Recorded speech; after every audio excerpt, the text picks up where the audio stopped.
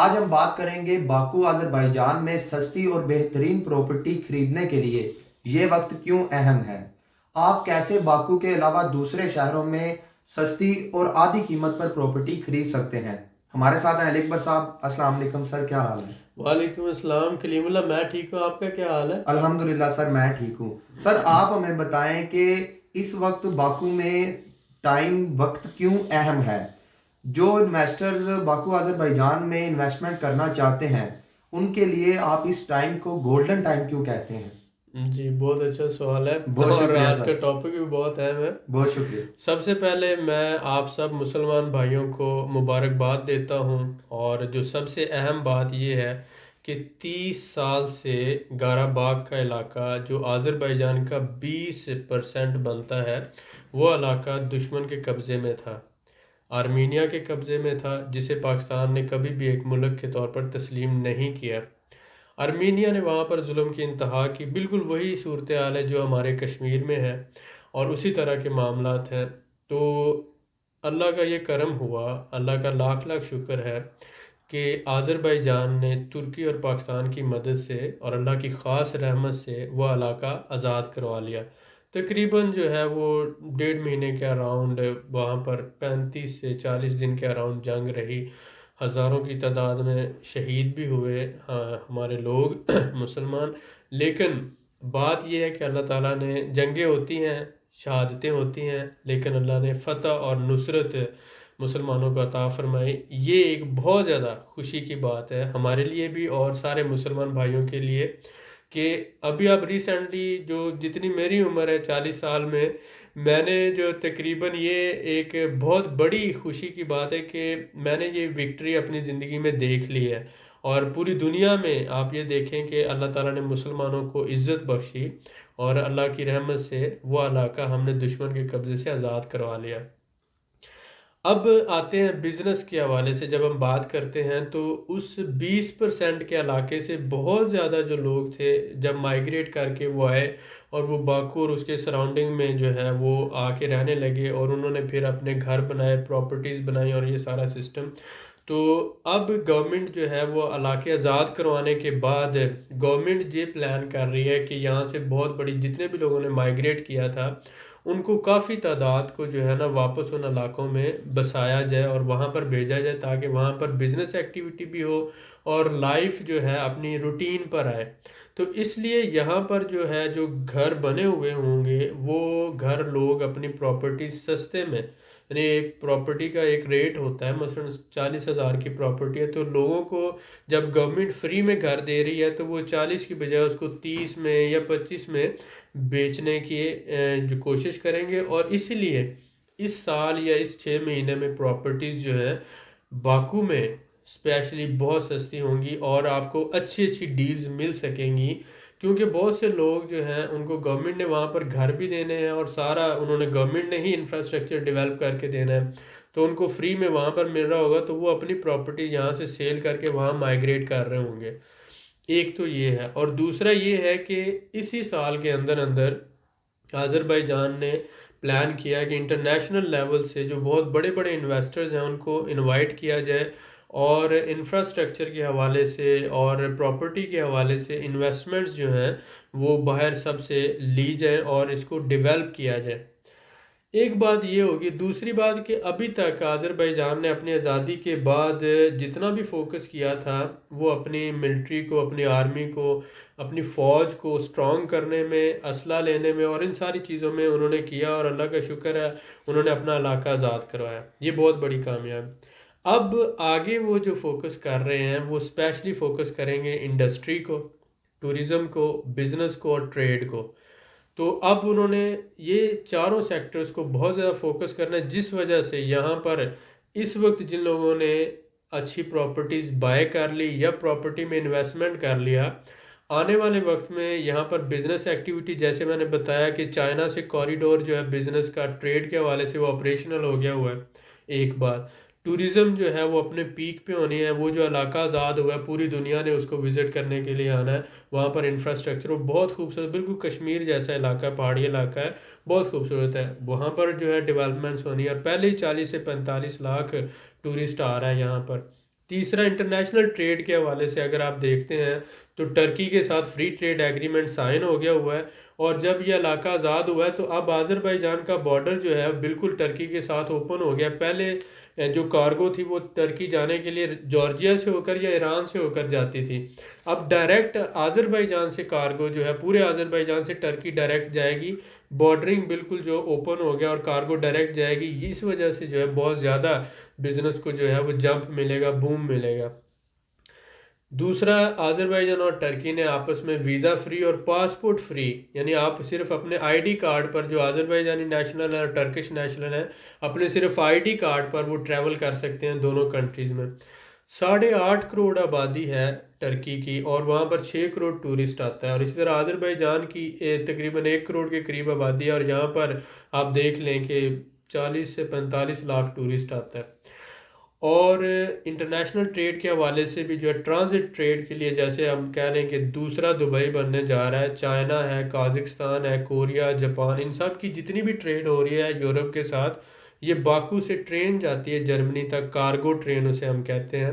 تو یہ جو ہے ایلت میں ایک سی پورٹ بنا اور وہاں سے آگے سارا آپریشنل ہے، یعنی کہ ٹریڈ کی بھی جو ہے انٹرنیشنل ٹریڈ۔ پھر رشیا کے ساتھ یورو ایشین جو بنایا انہوں نے، وہ بھی اب ایکٹیو ہو گیا، اب اس کو سارے معاملے کو حل کر لیا، اب اس ریجن میں کوئی پرابلم نہیں رہا، اس ریجن کا جو پرابلم تھا وہ ختم ہو گیا۔ جب پرابلم ختم ہو گیا تو یہ سارے ملک آپس میں مل کر جو ٹریڈ ہے، رشیا، ٹرکی، آذربائیجان اور ان سب کی آپس میں، وہ بڑھے گی، بزنس بڑھے گا، اور اس وجہ سے یہاں پر جب بزنس بڑھے گا، ٹریڈ بڑھے گی، تو ڈیفینیٹلی پراپرٹیز تو پچھلے سالوں سے 3 سال سے یہاں پر بڑھ رہی ہیں، تو آنے والے وقت میں وہ پراپرٹی کی ویلیو اور زیادہ بڑھے گی۔ ان ساری باتوں کو کنسیڈر کرتے ہوئے سم اپ کرتے ہوئے میں یہ کہتا ہوں کہ انویسٹرز کے لیے یہ گولڈن اپرچونٹی ہے۔ اب ہم آتے ہیں کہ انویسٹر بھی 3 طرح کے ہوتے ہیں۔ ایک انویسٹر وہ ہوتا ہے کہ جو ویٹ اینڈ واچ کرتا ہے، جو کہتا ہے کہ میں دیکھوں کیا پروگریس ہوتی ہے، اس کے بعد انویسٹمنٹ کروں گا سارا دیکھ کے۔ دوسرا انویسٹر ہوتا ہے، وہ کہتا ہے کہ جب انیشیشن ہو رہی ہے، ہر چیز میں نے سمجھ لیا اور مجھے جو ہے اب سٹارٹ لینا چاہیے، اپنی بیسک ریسرچ کرنے کے بعد وہ انویسٹمنٹ کر دیتا ہے۔ تیسرا انویسٹر وہ ہوتا ہے کہ جو جب اینڈ ہو رہا ہوتا ہے نا کوئی بھی کام، تو وہ اس وقت آ کے انویسٹمنٹ کرتا ہے، تو اس کو پھر اس کا اتنا فائدہ نہیں ملتا۔ یعنی دیکھیں، کوئی بھی ٹرینڈ جو ہوتا ہے نا، ٹرینڈ، اس کے 3 سٹیجز ہوتے ہیں جو ابھی تک ہمیں سمجھ میں آئے۔ پہلا سٹیج ہوتا ہے ایک ٹرینڈ کے شروع ہونے کا، اس کو ہم انیشیشن آف ٹرینڈ کہتے ہیں۔ دوسرا پروگریسو سٹیج ہوتی ہے، جس میں وہ تیزی سے اوپر کی طرف جا رہا ہوتا ہے، اور تیسرا جو ہے ایگزاسٹ ہو چکا ہوتا ہے، کہ جب وہ اپنے پیک کے قریب پہنچ چکا ہوتا ہے تو وہاں پر ایگزاسٹ ہونا شروع ہو جاتا ہے، وہ اس کی لاسٹ اینڈ فائنل سٹیج ہوتی ہے۔ اور اس کے بعد جو ہوتا ہے وہ کنسولیڈیشن میں چلا جاتا ہے، یعنی اس کے بعد اپ اینڈ ڈاؤن چلتا رہے گا۔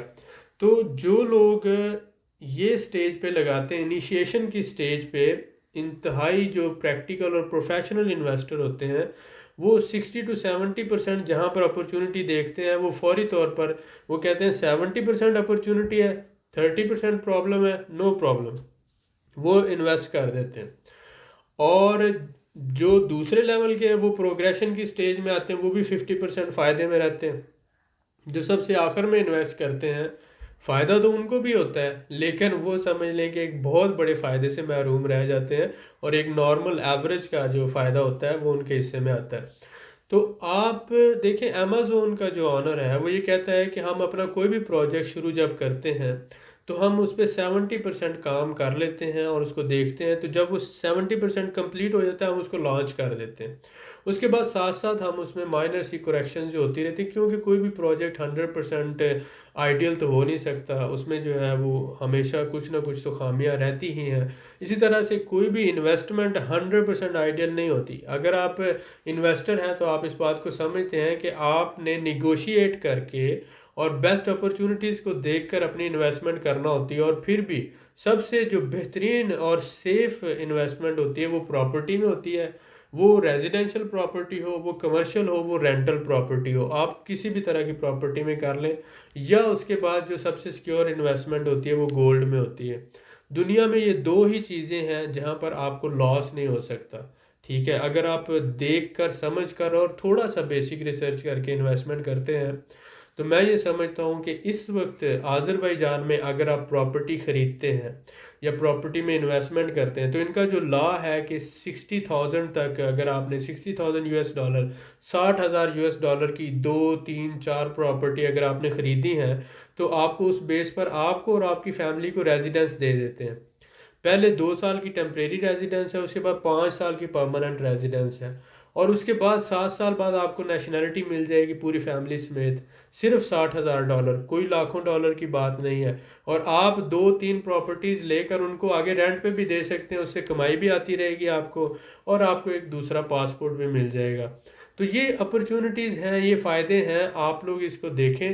اگر تو آپ انویسٹر ہیں جو 2 3 سال کے لیے انویسٹمنٹ کر سکتا ہے تو آپ اس بارے میں ضرور سوچیں، اور یہ ایک اچھا موقع ہے، آپ اس میں انویسٹ کریں. میں تو اس کو کہوں گا کہ ایک گولڈن اپرچونٹی ہے، اور ہر حوالے سے ہم آن دی گراؤنڈ ہیں، اور آپ کو انشاءاللہ تعالی ہم ریئل جو اس وقت سچویشن ہے وہ بتا رہے ہیں. آپ مزید اس پہ ریسرچ کریں، اینالائز کریں، اور اس کے بعد انشاءاللہ آپ اس بارے میں سوچیں. انشاءاللہ سر، بہت شکریہ سر آپ کا.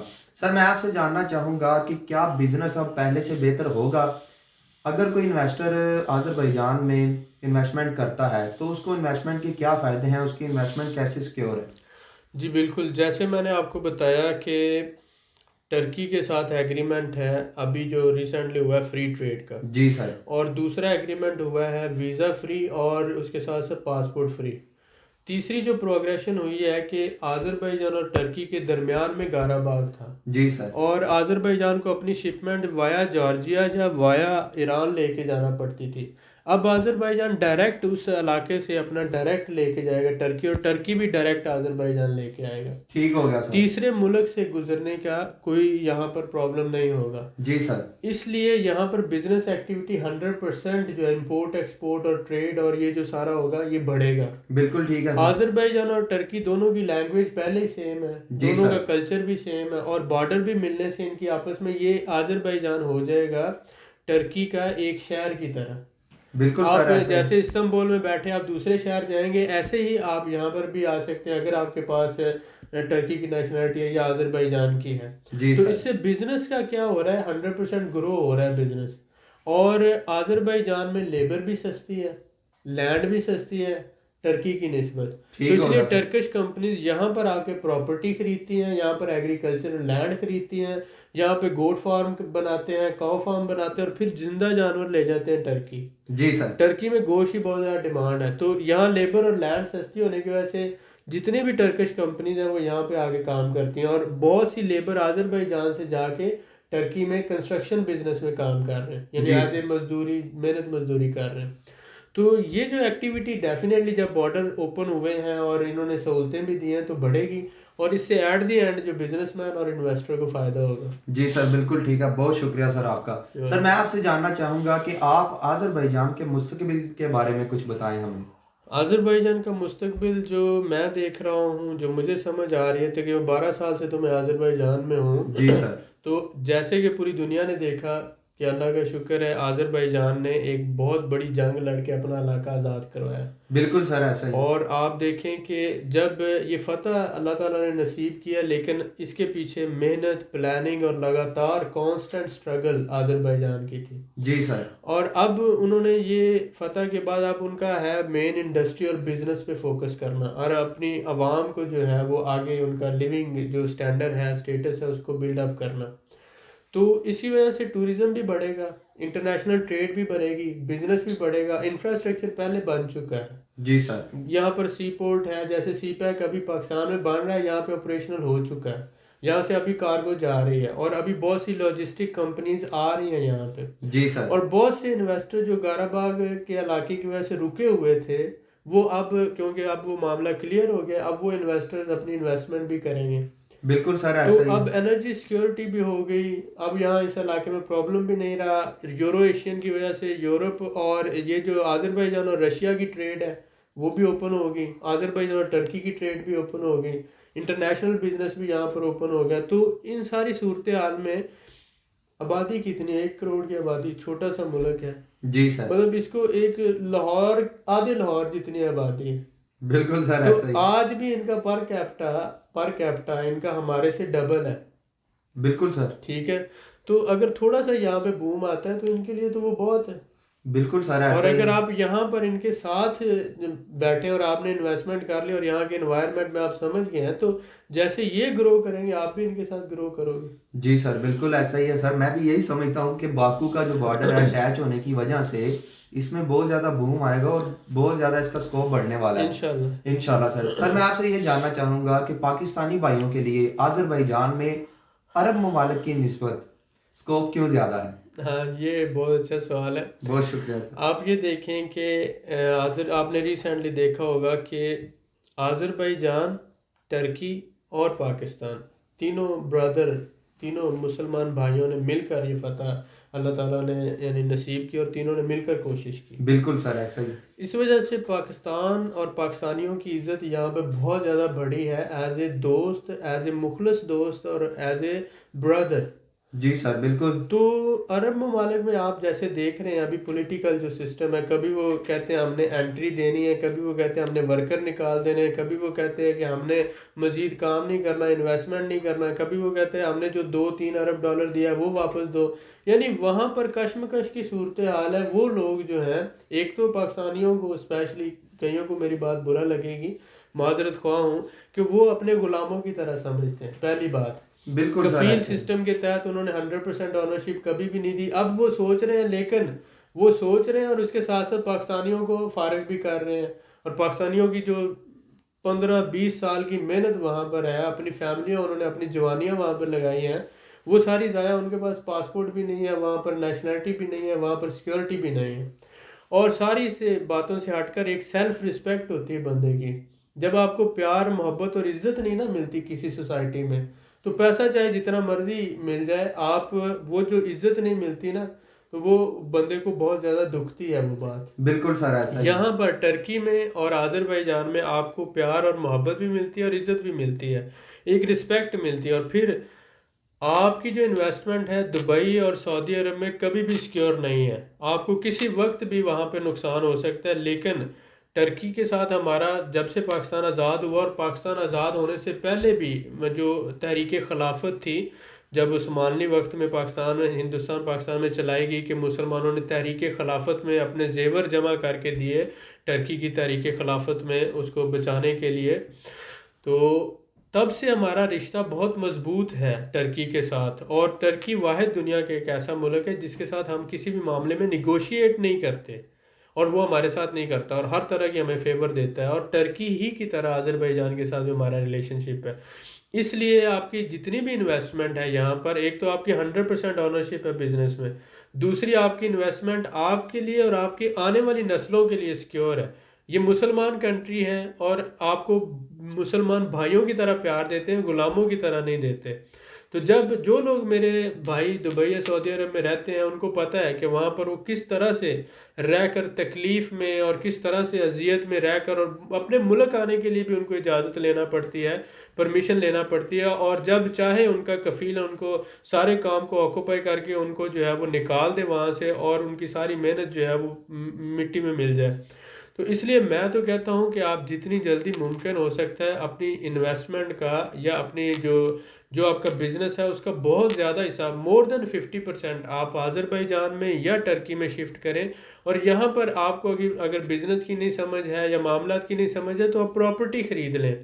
پراپرٹی پہ آپ ریزیڈنس لے لیں اور اپنی فیملی کے لیے بھی لے لیں، اور آہستہ آہستہ آپ کو زبان بھی آ جائے گی اور کلچر بھی سمجھ جائیں گے. پھر سلولی آپ بزنس کو شفٹ کر لیں. پہلا سٹیپ آپ پراپرٹی لیں، اور وہ بھی سوچ سمجھ کر لیں کون سی لینی چاہیے کون سی نہیں لینی چاہیے، اور آہستہ آہستہ پھر آپ سلولی جو ہے پینیٹریٹ کر جائیں. میں تو یہ مشورہ دوں گا. جی سر ماشاءاللہ بہت شکریہ سر آپ کا. سر آپ نے اس قیمتی معلومات سے آگاہ کیا جو ہمارے بھائیوں کے لیے بہت ضروری تھی، اور خاص طور پہ ان بھائیوں کے لیے جو آذربائیجان میں انویسٹمنٹ کرنا چاہتے تھے. جی تھینک یو. مزید معلومات کے لیے ہمارے چینل کو سبسکرائب کریں، ویڈیو کو لائک کریں اور شیئر کریں، بیل آئیکن کو ضرور پریس کریں تاکہ اگلی ویڈیو آپ کو مل سکے. اللہ حافظ.